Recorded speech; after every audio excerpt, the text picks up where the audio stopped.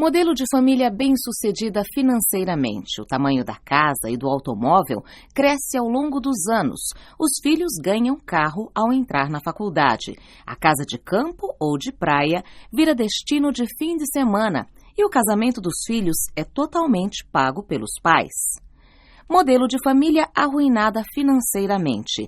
Venda de bens para pagar tratamentos de saúde, aposentadoria com queda significativa do padrão de vida, dependência dos filhos para o sustento na velhice.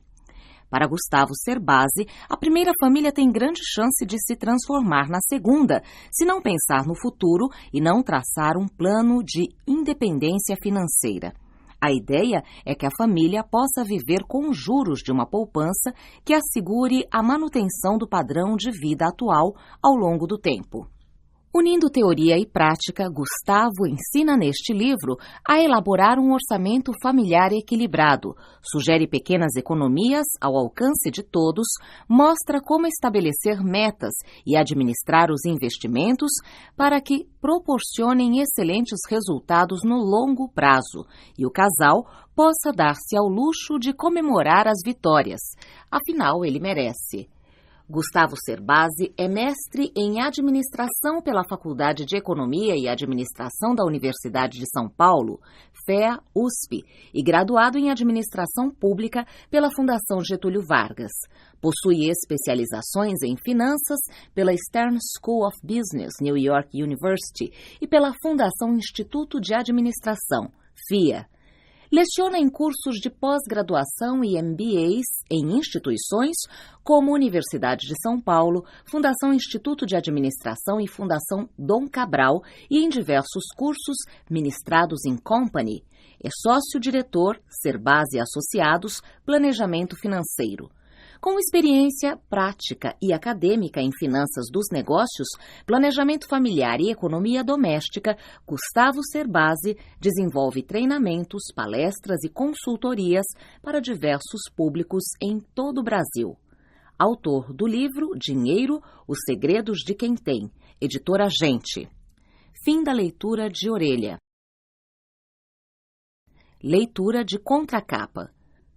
Um dos maiores detonadores de brigas entre o casal são as dificuldades financeiras. Faltou dinheiro para pagar as contas? A culpa recai sobre o parceiro esbanjador, que não quer nem saber se havia saldo no banco na hora de fazer alguma compra. Sobrou dinheiro no fim do mês? Em vez de comemorar, o casal pode arranjar mais um motivo de discussão sobre como investir ou gastar aquela quantia. Para Gustavo Cerbasi, a causa desses desentendimentos é a falta de conversa em família sobre dinheiro. Em geral, o casal só fala sobre o assunto quando a bomba já estourou.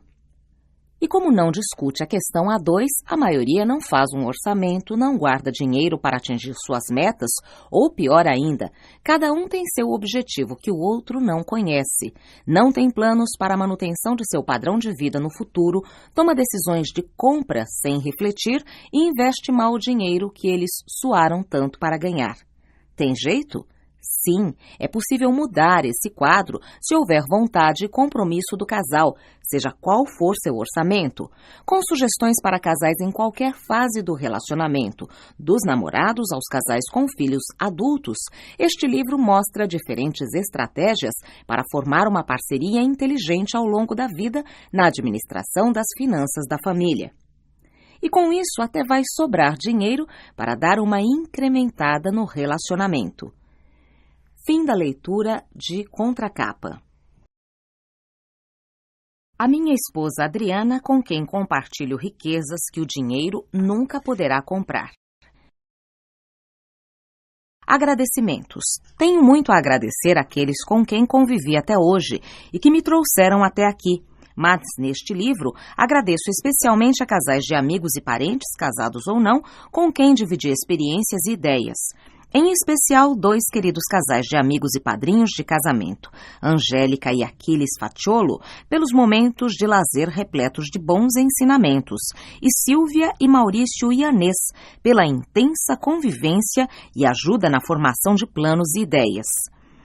Ao mais importante de todos os casais em minha vida, meus pais, Elza e Tomaso.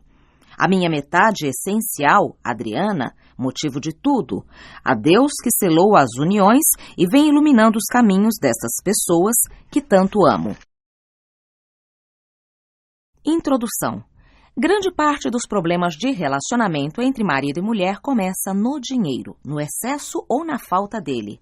Quando a renda do casal não dá conta dos gastos do mês, o dia a dia tende a uma desagradável monotonia e qualquer proposta mais romântica que envolva gastos é cortada pela raiz. As dificuldades decorrentes dessa escassez geram conflitos entre os cônjuges que nem sempre percebem que o problema é financeiro. O grande charme do dinheiro está no fato de ele raramente se mostrar como vilão da história. Se não há dinheiro para um jantar romântico, o problema é percebido como falta de romantismo. Se não há dinheiro para renovar o guarda-roupa, o problema é percebido como desleixo. Se não há dinheiro para levar as crianças ao parque, o problema é percebido como falta de carinho. Essas situações encobrem um erro comum: a inabilidade em lidar com o dinheiro ou em torná-lo suficiente. Por outro lado, quando a renda do casal é maior, raramente marido e mulher chegam a um acordo sobre seus hábitos de consumo e sobre a melhor maneira de administrar as finanças, o que também origina conflitos. Um reclama dos hábitos perdulários do outro, que por sua vez acha que muitas conquistas familiares estão sendo adiadas em razão dos desperdícios do parceiro. E os motivos para confrontos e discussões explosivas vão se acumulando. O problema é que não se conversa a dois sobre dinheiro de forma preventiva, mas só quando a bomba já estourou e a briga se torna inevitável. Em questões de dinheiro, as pessoas procuram ajuda quando custará mais caro buscar a solução. E aí pode ser tarde demais para salvar o relacionamento. Uma pesquisa divulgada pela revista Você S.A. de junho de 2004, feita com 150 pessoas casadas, revela que 38% delas assumem que brigam em casa por causa de dinheiro. A publicação destaca que esse número não leva em consideração casais que estão em rota de colisão, mas preferem fingir que tudo anda bem. As principais razões apontadas para as brigas são falta de dinheiro e despesas excessivas do cônjuge. Os homens, em geral, discordam das decisões de compra das mulheres, enquanto elas questionam as opções deles de aplicação do dinheiro. Afinal, hoje a mulher não só conquistou uma posição social e profissional equiparada à do homem, como passou a discutir e dividir o controle do planejamento e das finanças da família e dos negócios familiares. Essa nova realidade também gerou a necessidade de chegar a um acordo sobre a administração da renda familiar em parceria. Aliás, a maior parte das dúvidas e comentários sobre o meu livro anterior, abre parênteses, Dinheiro, os segredos de quem tem, no qual desenvolvi um modelo de construção de riqueza planejada, fecha parênteses, que recebi de leitores, vieram de mulheres casadas. Minhas ideias foram discutidas nas principais revistas femininas do Brasil. Esse fato comprova o amadurecimento que a emancipação feminina e a revolução sexual do século passado proporcionaram aos relacionamentos a dois. Administrar bem o relacionamento conjugal requer certa habilidade e paciência. O que muitos apaixonados às vezes demoram a perceber é que gerenciar as finanças do casal também requer essas e outras virtudes. Administrar bem tanto o dinheiro quanto o amor, então, pode ser um verdadeiro desafio. Por isso, proponho neste livro meios para cuidar bem das finanças do relacionamento, tratando dos aspectos mais racionais da vida a dois.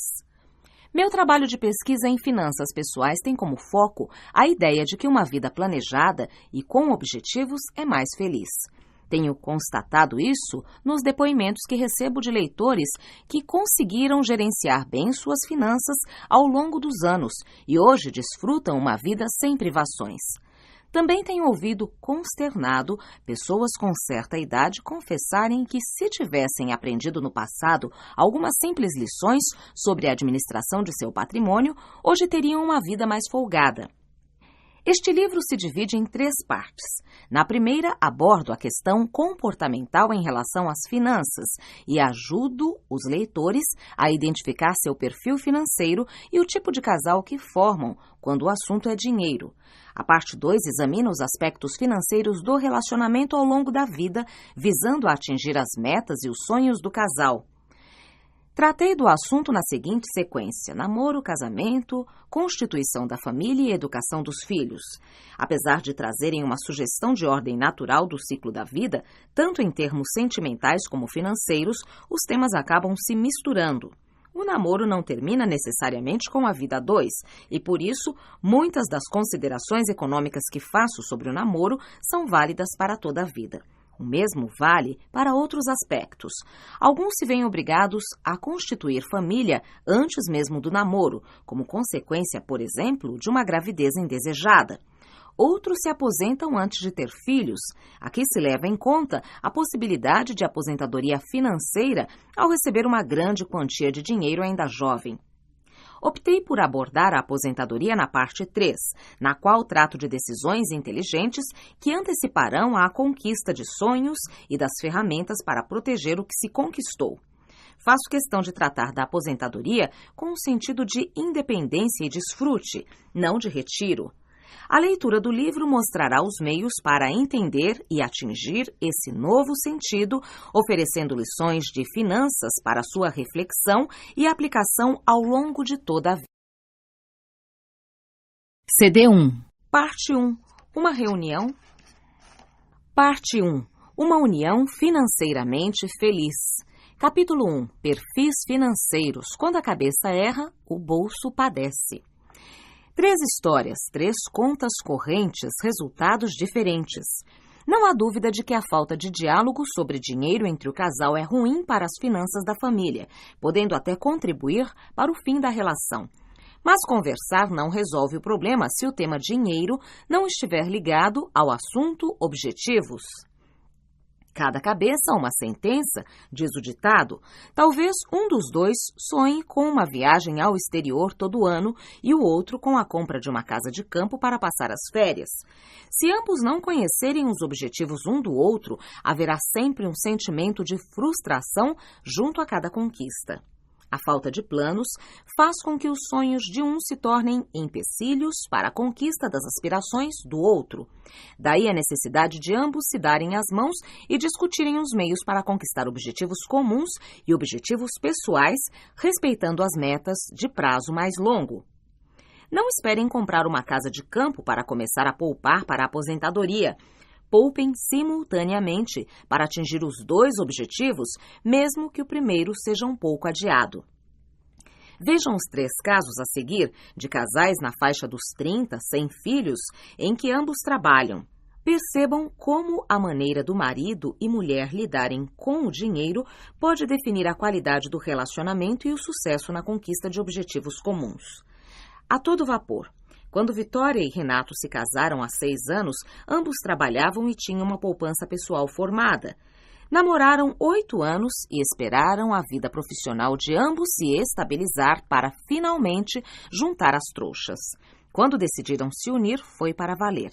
Da conta corrente aos investimentos, do cartão de crédito às planilhas de gasto, as finanças de ambos viraram uma coisa só. Como ambos já eram organizados, pouca coisa mudou após o casamento. Todo mês, eles se sentam juntos para verificar os gastos e o saldo das aplicações. Controlam também se as metas estão sendo cumpridas ou se o planejamento exige algum ajuste. Tamanha disciplina já viabilizou 2 viagens a passeio para o exterior e uma especialização na França para a Vitória. Vivem em um amplo apartamento de frente para o mar de Fortaleza, já quitado, possuem um carro de luxo e um carro popular, contribuem mensalmente para um plano de previdência que lhes viabilizará a aposentadoria quando completarem 60 anos e estão formando uma poupança específica para cursos de especialização que ambos pretendem fazer na França daqui a 2 anos. Extrato bancário do casal. Renda mensal, R$ 5.467,48. Investimentos, R$ 47.995,12. Aplicações mensais, R$ 750. dívidas zero. Comentário: com gastos mensais de pouco mais de R$ 4.700, esse casal desfruta a tranquilidade de ter investimento suficiente